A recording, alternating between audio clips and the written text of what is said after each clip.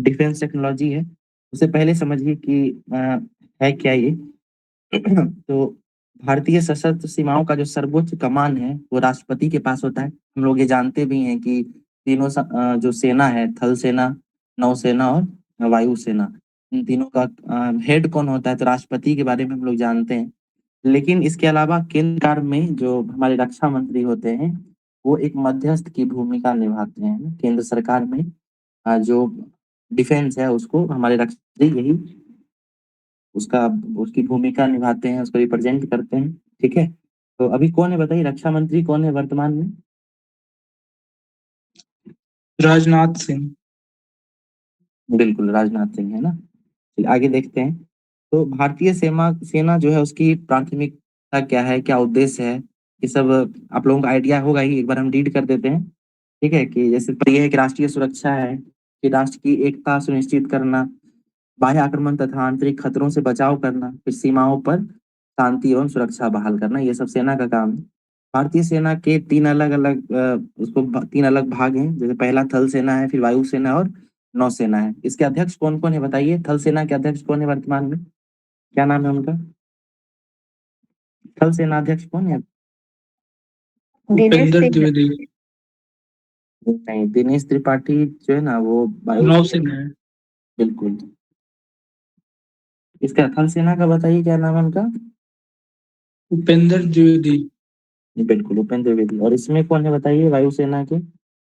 अमरप्रीत सिंह। बिल्कुल, है ना, याद रखिएगा। इस साल जो है तीनों चेंज हुए हैं, तो यहाँ से पूछा जा सकता है। ठीक है, तीनों व्यक्ति जो है बदले जा चुके हैं इस बार। इसके अलावा ये इंपॉर्टेंट फैक्ट है, ये याद रखिए, बेसिक अगर क्वेश्चन बनाता है डिफेंस तो यहाँ से बन सकता है।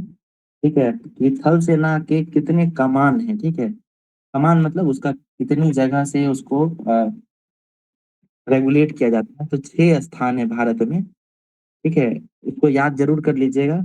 नॉर्थ, साउथ, ईस्ट, वेस्ट, पहले ये समझ लीजिए। तो नॉर्थ में उधर है, ठीक है, उधमपुर। उधमपुर कहाँ है, किस राज्य में अवस्थित है बताइए?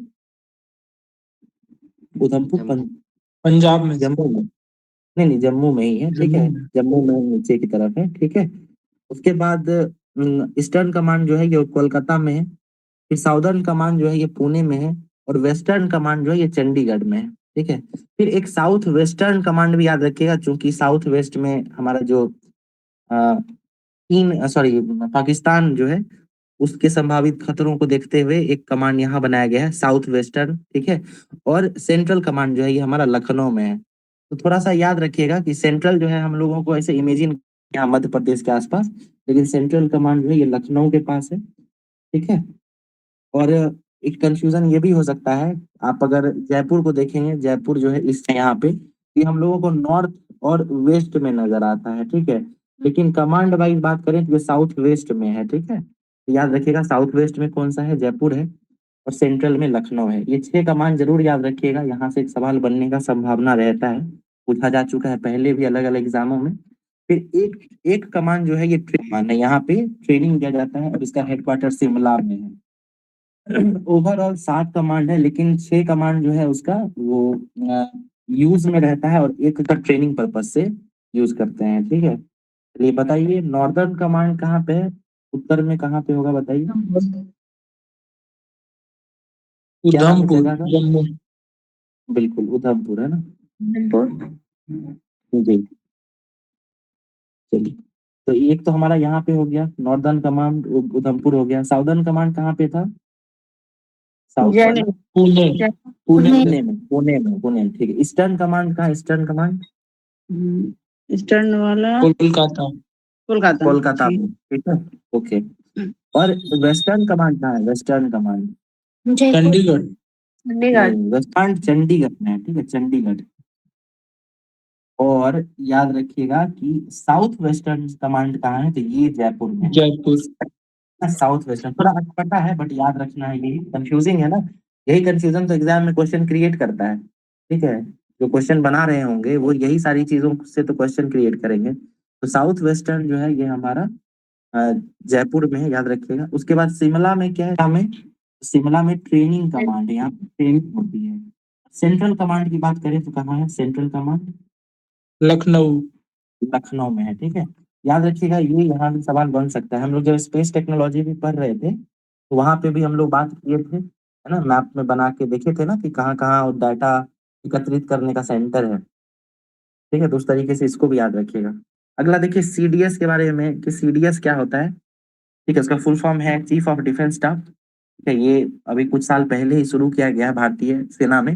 ये रक्षा रक्षा मंत्रालय के सचिव के रूप में कार्य करता है। ठीक है, तो यूपी जो है इससे जुड़ा हुआ सवाल इस साल या लास्ट ईयर पूछा भी जा चुका था, या शायद बीपीएससी में ही, मुझको ठीक से याद नहीं आ रहा है। तो उसमें जो है सीडीएस से जुड़े हुए क्वेश्चंस को पूछा गया था, तो याद रखिएगा। हमारे लिए इम्पोर्टेंट हो जाता है कि सीडीएस जो है चीफ ऑफ डिफेंस स्टाफ, ये रक्षा मंत्रालय के सचिव के रूप में काम करता है। अभी कौन है सीडीएस? और में सीडीएस कौन है बताइए? अनिल चौहान। अब पहले जो थे ना, ये थल सेना के अध्यक्ष अनिल जो थे, चौहान। ये है ना, तो उनको भी जो है अभी सीडीएस बनाया गया है। ठीक है, चलिए। उसके बाद ये पद वगैरह है, रैंक है, किस तरीके से मिलिट्री में रैंक होता है। तो इजिली अगर आप रिकॉल कर पाते हैं तो ठीक है, नहीं तो बहुत ज्यादा इंपॉर्टेंट नहीं है। ठीक है, इतना कंफ्यूजिंग भी कई बार रहता है।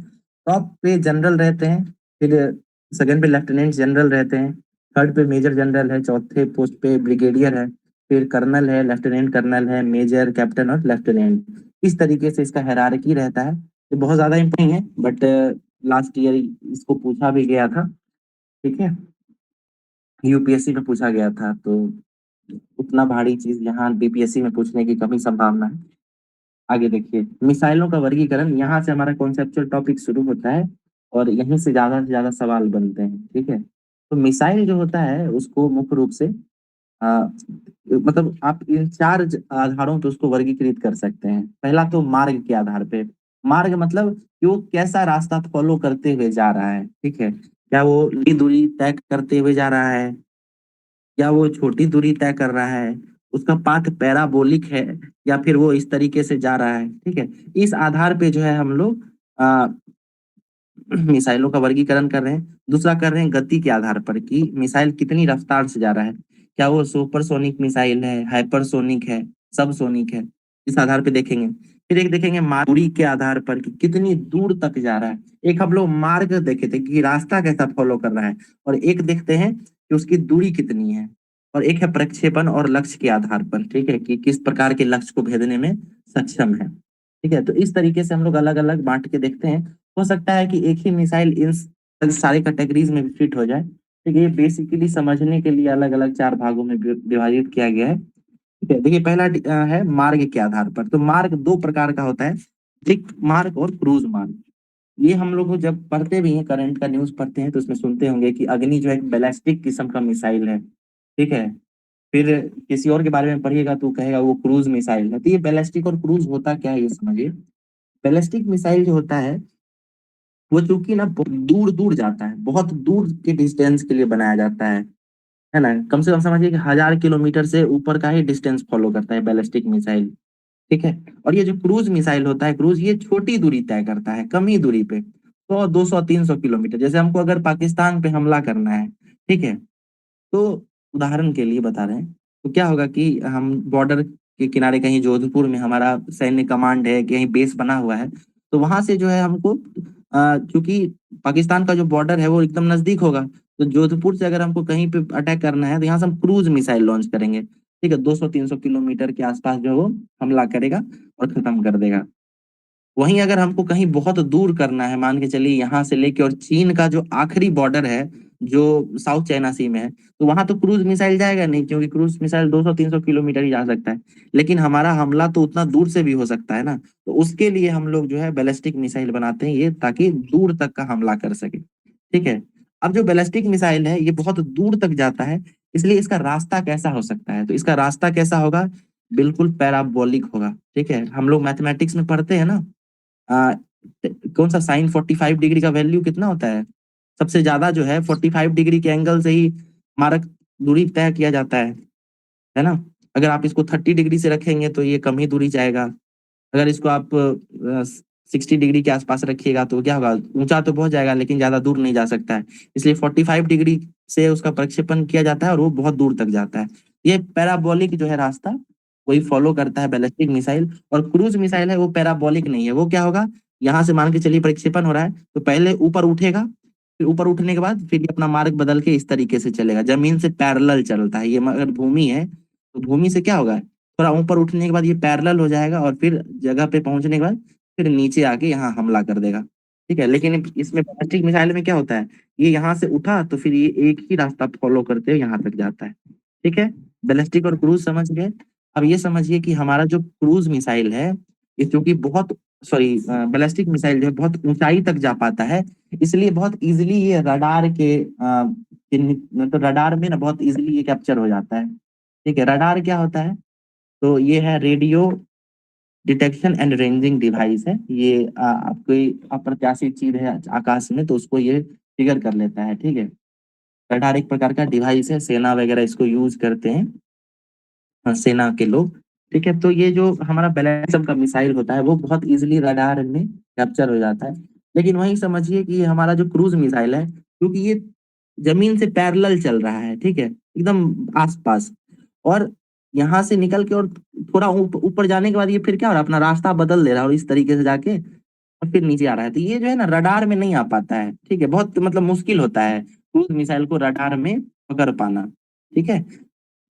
तो क्रूज मिसाइल के लिए फिर इससे कैसे बचा जाए क्रूज मिसाइल से, तो फिर जो है यहाँ अलग अलग प्रकार का आप डिफेंस सिस्टम पढ़ते होंगे। जैसे आप लोग बताइएगा, आंसर कीजिएगा अभी, जो है एक डिफेंस सिस्टम जो है सुने होंगे आप लोग कि वो कश्मीर में भारत पाकिस्तान बॉर्डर पे लगाया था, ठीक है। फिर उसी तरीके का कोई जो है वो चीन बॉर्डर पे भी लगाया, विदेश से खरीद के ये लगाया गया है, ठीक है। तो ये इसलिए लगाया गया है कि पाकिस्तान या चीन में अगर सीमावर्ती क्षेत्र में अगर कोई क्रूज मिसाइल का हमला होता है, तो वो अगर रडार में अगर इजिली नहीं कैप्चर हो पाता है, तो फिर हम अपने डिफेंस सिस्टम से इसको निष्क्रिय कर देंगे, ठीक है। तो डिफेंस सिस्टम, रडार, ये सब जो है आपको कोई आगे से कोई चुनौती अगर आ रही है तो उससे बचने के लिए इसको प्रोवाइड बनाया जाता है, ठीक है। ये समझिएगा। तो बैलिस्टिक मिसाइल क्या होता है ये समझ गए, और क्रूज मिसाइल क्या होगा ये समझ गए। कोई क्वेश्चन आ रहा है क्या बैलिस्टिक और क्रूज से?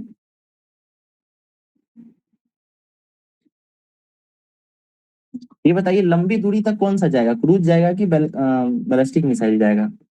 लंबा बैलिस्टिक ब्लास्टिक रडार में कौन सा आएगा मैम, रडार में?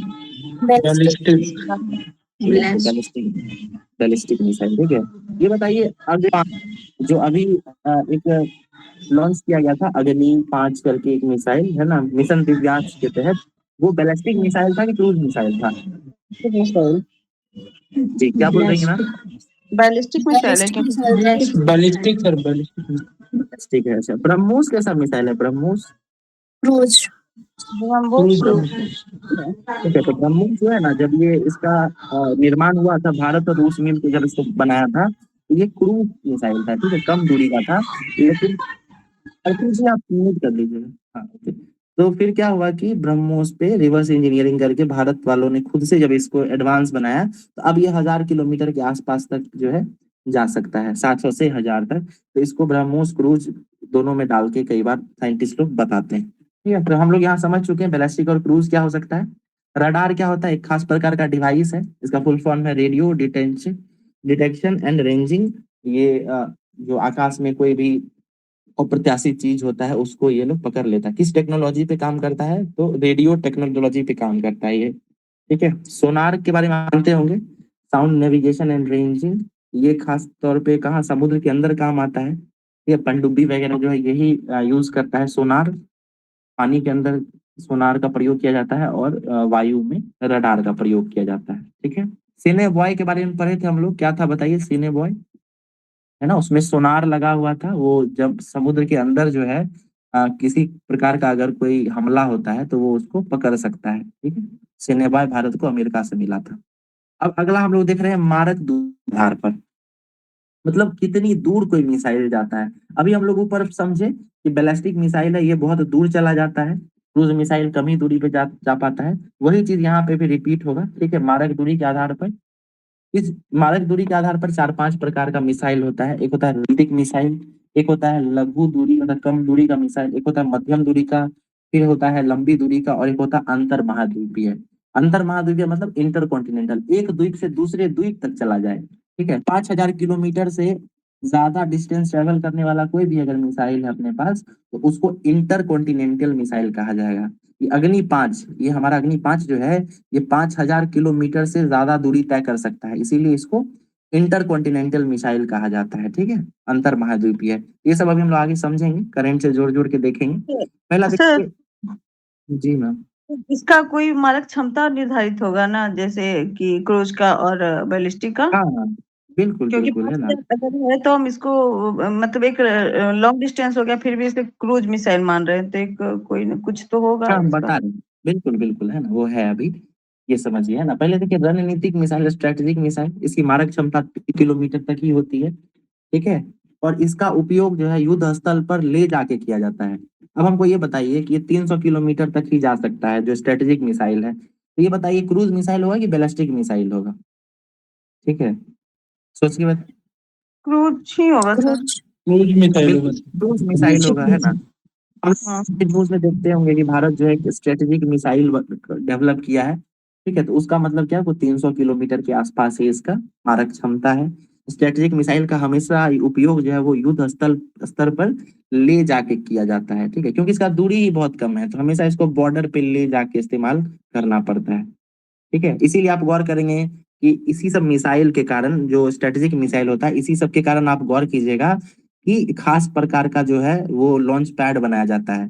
कई बार सुनते होंगे कि ट्रक के ऊपर ही बनाया गया है ना। वो सब अभी भी मिलेगा, जो जो नया नया बनाया गया है इस तरीके से लॉन्च पैड वगैरह, वो सब मिलेगा। यही याद रखिएगा कि इन सब लॉन्च पैड को रणनीतिक मिसाइलों को लॉन्च करने के लिए बनाया जाता है। ठीक है, फिर अगला देखिए, लघु दूरी की बैलिस्टिक मिसाइल। अब देखिए यहाँ बैलिस्टिक मिसाइल आ गया ना।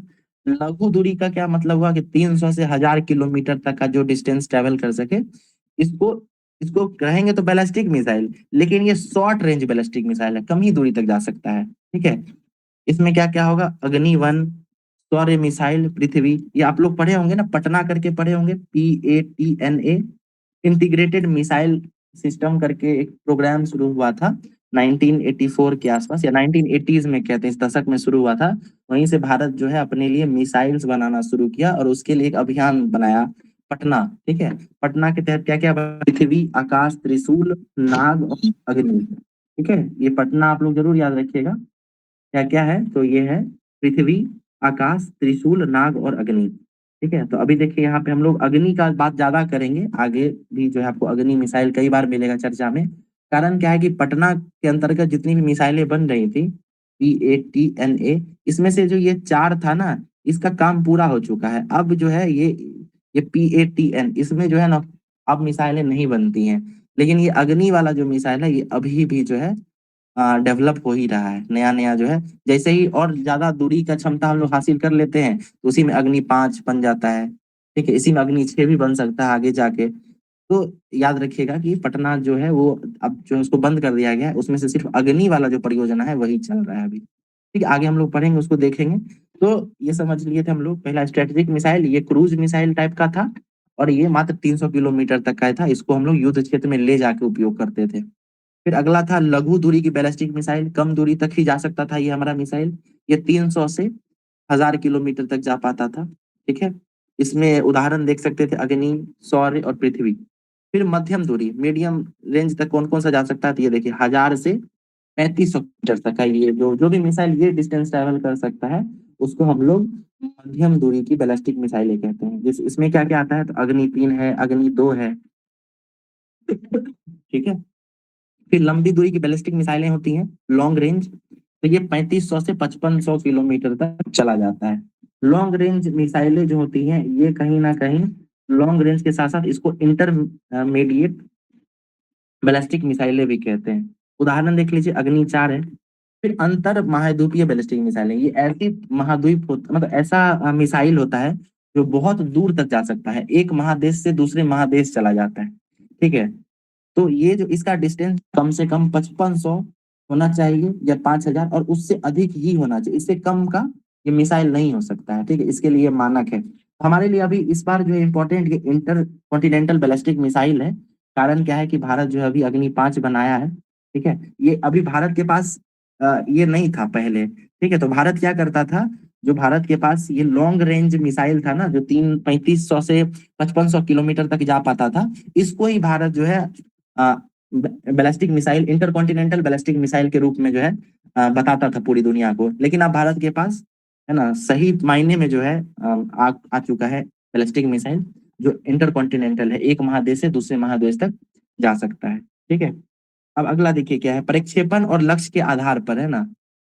तो आप लोग सुनते होंगे कि कुछ मिसाइल ऐसा होता है जो सतह से सतह पे मार करता है, ठीक है। कुछ होता है जो सतह से हवा तक चला जाता है, एक हवा से हवा में, फिर एक एंटी टैंक मिसाइल होता है, फिर एक सबमरीन मिसाइल होता है। तो सतह से सतह तक जो मार कर पाता है, ठीक है, मतलब ये पृथ्वी से ही छोड़ा जाएगा और यहीं पे फिर पृथ्वी के ऊपर ही, मतलब जो धरती है अपनी, वहीं से निकलेगा और धरती पे ही आके ये जो है अ, मतलब नुकसान पहुंचाएगा सामने वाले को। इसका उदाहरण क्या क्या है, पृथ्वी है और अग्नि है। फिर सतह से हवा में, सतह से हवा मतलब क्या होगा कि कोई एरोप्लेन है, ठीक है, विदेशी, मतलब भूमि का, दूसरे देश का, तो सतह यहाँ जमीन से जब हम इसको उड़ा सकते हैं, इसको जब हम हानि पहुंचा सकते हैं, तो इस प्रकार का जो मिसाइल होता है ना, वो सतह से हवा की कैटेगरी में आता है। इसको हम लोग त्रिशूल और आकाश के नाम से जानते हैं। ठीक है, फिर तीसरा है हवा से हवा में मार करने वाला। इसका मतलब क्या है कि किसी भी एरो, मतलब जो होता है ना, फाइटर विमान होता है, उससे जो है हम लोग इसको, एक सेकंड,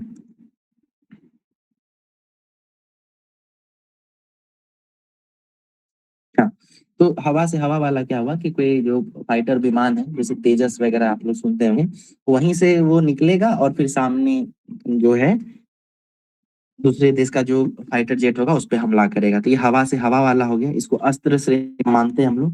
फिर एंटी टैंक मिसाइल है, तो हम लोग नाग नाम से जानते हैं। और देखिए एक हेलिना है, हेलिना क्या है, ये हेलीकॉप्टर लॉन्चिंग नाग मिसाइल है। हेलिना का फुल फॉर्म ही क्या होता है, HE, हेलिना, इस तरीके से लिखा जाता है। और इसके अंदर जो है ये नाग मिसाइल जो है इसी से छोड़ा जाता है। फिर सबमरीन मिसाइल समझिए कि सबमरीन जो है पनडुब्बी, उससे जो जो भी मिसाइलें छोड़ी जाती हैं वो सबमरीन मिसाइलें कहलाती हैं। इसके अंदर भी पहले मिसाइलें ही प्रयोग में आती थी, ठीक है, लेकिन बाद में जो है सबमरीन से चलने वाली जितनी भी मिसाइलें हैं उसको कलाम श्रेणी, के सीरीज की मिसाइलें नाम दे दी गई, के सीरीज। ठीक है, तो के सीरीज का फुल फॉर्म यही है, कलाम सीरीज की मिसाइलें। कलाम साहब का जब डेथ हुआ तो उसके बाद जो है इनके नाम पर ये श्रेणी कर दिया गया। ठीक है, APJ अब्दुल कलाम, उनको किस नाम से जाना जाता है, वो मिसाइल मैन ऑफ इंडिया भी कहलाते हैं, है ना। इन सब का जो शुरुआत उनके द्वारा ही किया गया था। पटना जो है PATNA, उसका जो है यही शुरुआत किए थे, उस समय इसके हेड भी रहे होंगे। ठीक है, अब देखिए गति के आधार पर जो है हम लोग मिसाइलों को किस श्रेणी में बांटते हैं। तीन खास प्रकार का है, एक है सैनिक, सबसोनिक। सबसोनिक का मतलब क्या होता है, ऐसा मिसाइल जो कि 1 मैक से कम गति से चले। मैक क्या होता है, साउंड का रफ्तार है, ठीक है, साउंड जो है वो 332 किलोमीटर पर सेकेंड की रफ्तार से चलता है, ठीक है, आवाज, साउंड। ठीक है, तो इस रफ्तार से चलने वाली जो भी मिसाइलें हैं उसको हम लोग सबसोनिक मिसाइलें कहेंगे, यानी 1 मैक से कम स्पीड से चलने वाली मिसाइलें। फिर ऐसा मिसाइल जो 1 मैक से 5 मैक बीच में चलता है, इस स्पीड को फॉलो करता है, उसको हम लोग सुपरसोनिक कहते हैं। और वो वैसा मिसाइल जो 5 मैक से भी ज्यादा रफ्तार से चले, ठीक है, यानी साउंड की रफ्तार से 5 गुना रफ्तार से भी ज्यादा तेज चले, उसको हम लोग हाइपरसोनिक मिसाइलें कहते हैं। ठीक है, ये हमारा जो है मिसाइलों के बारे में था, जो भी हम लोग उसको विभाजन करते हैं अलग अलग प्रकार से, समझने के लिए सब किया गया, तो वो भी देख लिए। अब हम लोग जो है DRDO के बारे में समझेंगे। सबसे पहले एक बार बताइए हमको, हम लोग बैलिस्टिक मिसाइल और एक क्रूज मिसाइल, बैलिस्टिक क्या था और क्रूज क्या था बताइए, एक दो फीचर बताइए। ज्यादा दूरी तक कौन जा सकता था? बैलिस्टिक ज्यादा दूरी तक है, और उसके बाद वो परवलय कार पथ पे चलता है।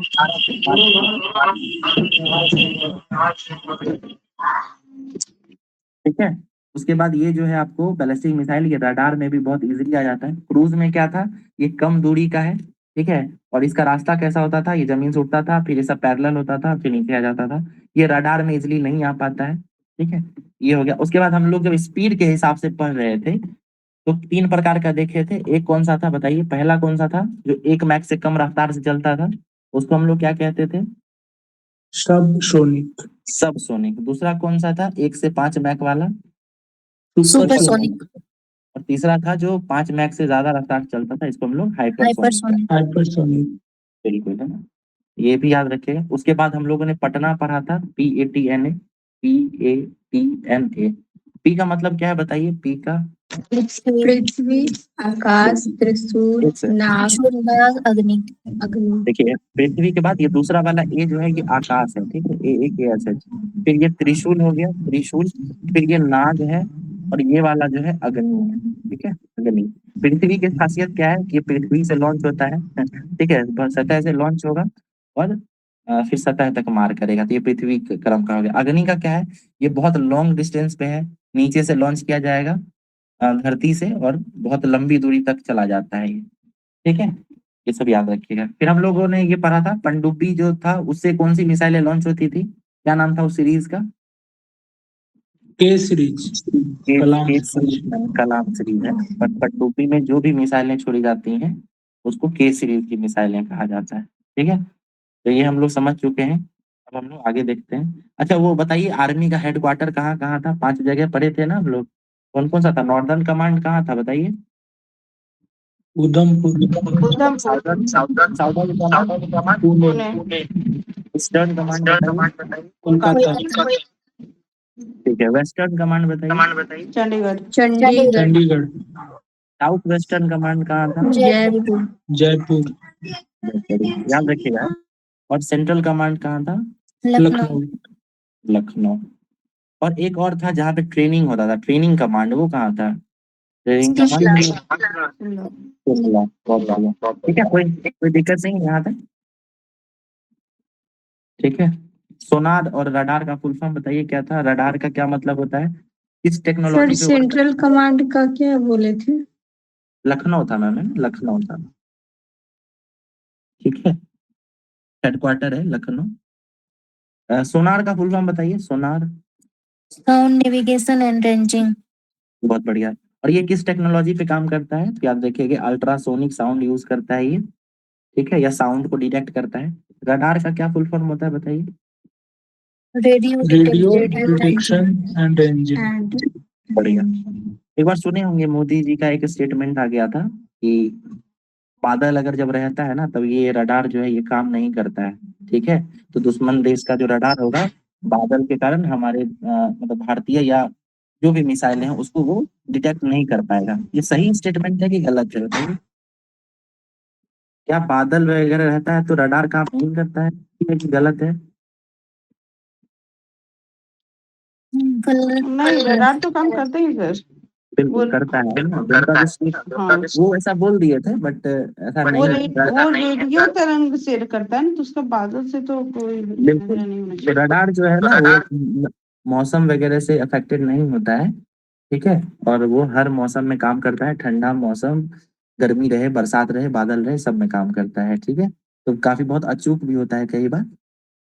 अगला हम लोग DRDO देखते हैं। DRDO इसका फुल फॉर्म क्या है बताइए? डिफेंस क्या है बताइए? DRDO defence research organisation. Defence research and developmental organisation, ठीक है। और इसका स्थापना जो है 1958 में हो रहा है। इसका हेडक्वार्टर कहाँ है? DRDO का हेडक्वार्टर बेंगलुरु, बिल्कुल है ना, ओके। इसरो का बताइए, तो इसरो पढ़े थे, कब हुआ था इसका? 15 अगस्त 1969। ओके। और इंस्को पार्क कब बना था? 1962। बढ़िया, याद है ना सारा पिछला। चलिए अब देखिए, भारत में मिलने वाली मिसाइल है, इसको समझते हैं। 1980 में क्या हुआ, इंदिरा गांधी जब प्रधानमंत्री थी, और तभी ये महसूस हुआ कि भारत के पास अपना जो है मिसाइल का एक पूरा जत्था होना चाहिए, ठीक है। तो एक प्रोग्राम लॉन्च किया गया, इसका नाम क्या था? एकीकृत निर्देशित मिसाइल विकास कार्यक्रम। नाम से पता है मिसाइलों के विकास ये बनाया गया था, ठीक है। Integrated guided missile development programme कब शुरू हुआ? 1980 में। नाम क्या रखा गया इस प्रोग्राम का? तो नाम रखा गया पटना। अभी बात किए थे पृथ्वी, आकाश, त्रिशूल, नाग और अग्नि, इस तरीके से नाम रखा गया।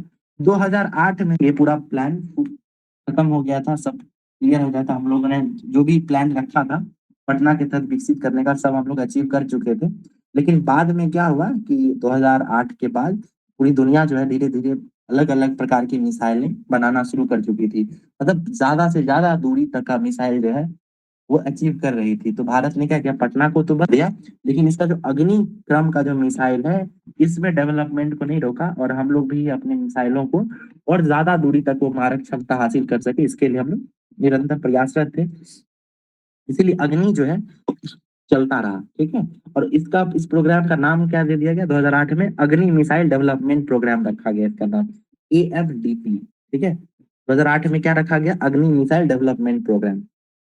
पृथ्वी है ना, पटना पी से पृथ्वी हम लोग पढ़ते हैं, पृथ्वी है क्या, ये मध्यम दूरी की मिसाइलें हैं, सतह से सतह पे मार करती हैं, इसका रेंज 300 किलोमीटर का होता है, कैपेसिटी 1000 किलोमीटर, 1000 केजी का वारहेड ले सकता है। मतलब क्या, ये अगर कोई मिसाइल है, मान के चलिए हमारा मिसाइल है इस तरीके का, तो ये जो है ना ऊपर में यहाँ पे वारहेड कैरी करता है। वारहेड मतलब क्या होता है, विस्फोटक, ठीक है? ये विस्फोटक कैरी कर सकता है कितना वजन तक का, तो 1000 वजन तक का यहाँ पे विस्फोटक कैरी करके ये 300 किलोमीटर तक जा सकता है। नाम क्या है इसका, पृथ्वी, याद रखिएगा। हमारे लिए ये सब बहुत ज्यादा इंपॉर्टेंट नहीं है कितना वारहेड ले जा रहा है, ये सब हमारे लिए इंपॉर्टेंट क्या है, इतना समझना जरूरी है कि पृथ्वी जो है ये बैलिस्टिक मिसाइल होगा कि क्रूज मिसाइल होगा। अब देखिए 300 मीटर ही जा पा रहा है, यानी कि हमारा क्रूज मिसाइल है। इसको लॉन्च करने के लिए हमको क्या करना पड़ेगा, हमको इसको अपने बॉर्डर एरिया में ले जाना पड़ेगा। तो पृथ्वी को जैसे ही हम बॉर्डर एरिया में ले जाएंगे, तो फिर क्या होगा, इसके लिए हमको लॉन्च पैड भी बनाना पड़ेगा, ऐसा लॉन्च पैड जो ट्रक से एक जगह से दूसरी जगह ले जाया जा सके। अगर 26 जनवरी का परेड वगैरह देखते होंगे, तो उसमें देखते होंगे कि ट्रक पे जो है इस तरीके का डिजाइन किया हुआ रहता है ना, ऊपर में इस तरीके का जो है कुछ बना हुआ रहता है, और इससे जो है आप मिसाइल लॉन्च कर सकते हैं, ठीक है? तो इसको लॉन्च पैड भी कहते हैं। आगे हम लोग पढ़ेंगे इस लॉन्च पैड का क्या नाम होता है। तो पृथ्वी समझ गए। फिर पृथ्वी के साथ क्या हुआ, बाद में चल के इसको और इसकी शक्तियां बढ़ाई गई। तो पृथ्वी 1 में जो है 150 किलोमीटर तक जा सकते थे, मतलब वो मिसाइल 150 किलोमीटर तक जा सकता था। पृथ्वी 2 है वो 250 से 350, और पृथ्वी 3 जो है ये 350 से 600 किलोमीटर तक जा सकता है, ठीक है? ये समझ लीजिएगा। उसके बाद पृथ्वी मिसाइल के अंतर्गत ही क्या होता है, एक खास प्रकार का मिसाइल होता है धनुष, ठीक है? धनुष है क्या, तो वायुसेना द्वारा प्रयोग किया जाने वाला जो पृथ्वी मिसाइल है, इसको हम लोग धनुष नाम से जानते हैं, ठीक है? बस इतना, और कुछ नहीं।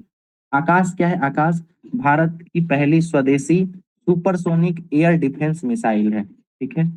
ये 30 से 70 किलोमीटर तक इस ऊंचाई तक ये जा सकता है। अब एक चीज समझिए, ये है क्या, ये एयर डिफेंस मिसाइल है। डिफेंस का मतलब क्या हो गया, ये समझिए कि कोई मिसाइल अगर हमारी तरफ आ रहा है, ठीक है, बहुत तेजी से, तो हमारे पास कुछ ऐसा होना चाहिए ना कि ये धरती पे टकराने से पहले हम इसको बर्बाद कर सकें। इसके लिए हम लोग जो है आकाश बनाए, ये डिफेंस मिसाइल है। मतलब बाहर से अगर कोई मिसाइल आ रहा है, तो हम इसको हवा में ही नष्ट कर सकें। अब जब ये हवा में ही नष्ट करने के लिए हमारे पास होना चाहिए, ठीक है, तो जो हमारे पास डिफेंस होगा ना, ये ऐसा मिसाइल होना चाहिए जो काफी तेजी से चल सके, ठीक है, काफी तेजी से चल सके, ऐसा मिसाइल होना चाहिए। आकाश हम लोग डेवलप किए, ये सुपरसोनिक है, देखिए नाम से भी क्लियर हो जा रहा है कि बहुत तेजी से चलता होगा। सुपरसोनिक मतलब कितना स्पीड होगा इसका, बताइए। 1 से 5 मैक होगा। एक से 5 में। बिल्कुल, ठीक है। देखिए ये क्या होता है, एक साथ कई लक्ष्यों को भेदने की क्षमता रखता है। अब इसी से क्लियर है कि जब कोई विदेशी मिसाइल आएगा, तो जरूरी थोड़ी है कि वो एक ही मिसाइल होगा। हो सकता है कि सामने वाला एक साथ 4-5 मिसाइल लॉन्च कर रहे, तो हमारे पास जो आकाश है ना, उसको एक साथ जो है कई मिसाइलों को ये क्षति पहुंचाने में कारक है, वो है ना, एक साथ कई मिसाइलों को ये क्षति पहुंचा सकता है, ये भी याद रखिएगा। उसके बाद सतह से आकाश में मार करने वाली मध्यम दूरी की मिसाइल है। गौर कर रहे हैं, सतह से आकाश में कोई भी आकाशीय हमला होता है, तो उसको हम लोग पृथ्वी यहीं से नीचे से लॉन्च करके और फिर उसको ब्लास्ट कर सकते हैं, खत्म कर सकते हैं। Made by Indian army and air force, दोनों मिलके इसको बनाई थी। फिर त्रिशूल के बारे में पढ़ते हैं। त्रिशूल क्या है, सतह से आकाश में मार करने वाली कम दूरी की मिसाइलें हैं, 9 किलोमीटर तक ही जा पाता है ये। सभी मौसम में प्रयोग योग्य है, ठीक है, सभी मौसम में इसको यूज कर सकते हैं। अगला है नाग। नाग क्या है, ये एंटी टैंक मिसाइल है, 3rd जनरेशन मारो और भूल जाओ क्रूज मिसाइल है। देखिए इसका मतलब क्या, मारो और भूल जाओ, ये होता क्या है, इस तरीके से समझिए कि अभी आप लोग मूवी वगैरह में देखते होंगे कि कोई ड्रोन है, ठीक है, और ना वो ड्रोन जो है कहीं हमला करने आ रहा है, तो उसके पीछे कई बार क्या होता है कि कोई मिसाइल अगर हम लोग छोड़ देते हैं, तो इसमें इस तरीके का टेक्नोलॉजी लगा रहता है कि ये जो है इस ड्रोन के हीट को या अलग अलग कुछ चीजें इसमें लगी हुई इसको सेंस करके और फिर वो अपने टारगेट के रूप में ये उसको पहचान कर लेता है। अब ये ड्रोन जिधर जिधर जाएगा उस रास्ते पे ये उसको फॉलो करते हुए जाएगा और एक दिन मतलब एक समय ऐसा आएगा जब ये ड्रोन को मार गिराएगा। ठीक है, तो इसी को कहते हैं ये फॉलो अप हुआ। ठीक है, ये मारो और भूल जाओ वाला है। मतलब भूल जाने का मतलब क्या हुआ कि अगर ये ड्रोन अपना रास्ता बदल भी लेगा ना तो उस रास्ते पे पहुंच के इसको मार गिरेगा, है ना। मतलब ये मार के आप भूल जाइए मतलब कि ये मार के ही छोड़ेगा, इस तरीके का है। तो नाग श्रेणी का मिसाइल यही होता है, मारो और भूल जाओ। ये क्रूज मिसाइल है। ठीक है, 4 से 8 किलोमीटर जो है इसका क्षेत्र होता है। और ये हेलिना यानी ध्रुव हेलीकॉप्टर के साथ जो है इसको प्रयोग किया जाता है। हेलीकॉप्टर से भी इसको छोड़ा जा सकता है। अब अग्नि आ गया, ये सबसे इंपॉर्टेंट है। अग्नि 1, अग्नि 2, 3, 4, 5 ये सब हम लोग पढ़ेंगे। अग्नि 1 जो है ये 700 से 1200 किलोमीटर तक का रेंज इसका हुआ करता था और ये मध्यम दूरी की मिसाइलें थी। ठीक, फिर अग्नि 2 क्या है, ये 2000 से 2500 किलोमीटर तक की थी और ये इंटरमीडिएट यानी मध्यम दूरी की थी। फिर 3000 से 4000 किलोमीटर का है अग्नि 3, ये भी कैसा है, ये इंटरमीडिएट है। फिर अग्नि 4 जो था ये 3200 से 4000 किलोमीटर तक जाता था, ये भी इंटरमीडिएट किस्म का ही था। फिर अग्नि 5 जो है ये 5000 किलोमीटर से ज्यादा तक जा सकता था। इसी को हम लोग इंटरकॉन्टिनेंटल कहते हैं। ठीक है, और ये जो है अपने साथ न्यूक्लियर भी ले जा सकते हैं, परमाणु बम को भी या परमाणु पेलोड्स को भी अपने साथ में ले जा सकता है। फिर ये अग्नि 6 जो है ये भी डेवलपमेंटल मोड में है, ये 10,000 किलोमीटर तक जा सकता है। आप लोग सुनते होंगे कई बार कि नॉर्थ कोरिया जो है वो इस तरीके का जो है ना मिसाइल इसको लॉन्च करते रहता है, प्रयोग करता रहता है। अमेरिका के पास है, रूस के पास है, चीन के पास है। ठीक है, भारत भी इस पे लगा हुआ है। ठीक है, ब्रह्मोस के बारे में आप लोग सुने होंगे। ब्रह्मोस क्या है, तो ये भारत के ब्रह्मपुत्रा और रसिया के मॉस्कोवा नदी के नाम पे इसका नाम रखा गया है ब्रह्मोस। ठीक है, और ये एक मतलब एक समझौते के तहत ये डेवलप किया गया था। इसका नाम क्या था, MTCR, missile technology control team. ठीक है, अच्छा एक चीज बताइए कि जो ब्रह्मोस है, ठीक है, इसका पहला खेप किस देश को बेचा गया है भारत के द्वारा? फिलीपींस।